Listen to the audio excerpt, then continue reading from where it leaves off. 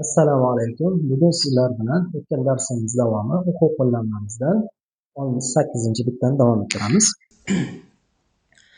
اقرأ المثال ثم حول الجمل الآتية مثله. Misollarni o'qing, misolni o'qing, keyin quyidagi jumlalarni u kabi ko'rinishga olib keling. Al-mithalu, misol. Zaynabu kharajat min al-fasli. Zaynab sinfdan chiqdi. Zaynabu va Aminatu va Maryamu kharajna min al-fasli.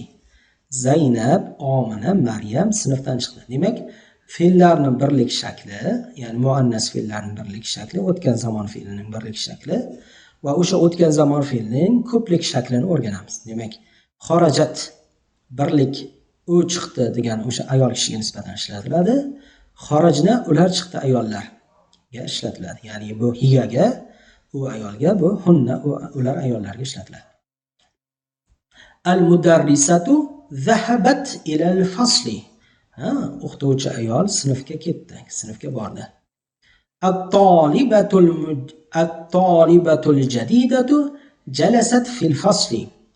Yangi talaba sinfda o'tirdi. Bintu Muhammadin zahabat ila al-madrasati. Muhammadning qizi maktabga ketdi. Ashir ila al-asma'i at-taliyati bi ismi isharatin lil qaribi. Hada, hadihi, haulai.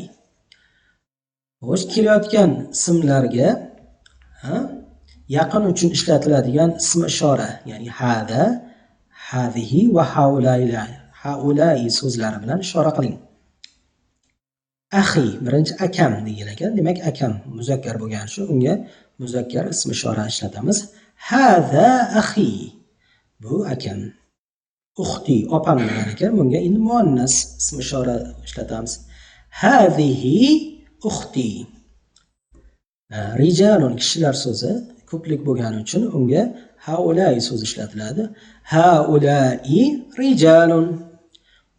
Haulai mudarrisuna. Bular o'qituvchi erkaklar. Haulai talibatun. Bular talaba qizlar. Demak, muzakkarga ham, muannasga ham ko'plik shaklida bular so'zi haulai shaklida ishlatilar ekan. Hadihi ummi, bu onam. Hada abi, bu otam. Hadihi talibatun, bu talaba qiz. Haulai tabibatun, bular shifokor ayollar. Haulai tujjarun, bular savdogar erkaklar. Mana shu yerga o'qiganlarimiz yaxshilab o'zlashtirib olamiz.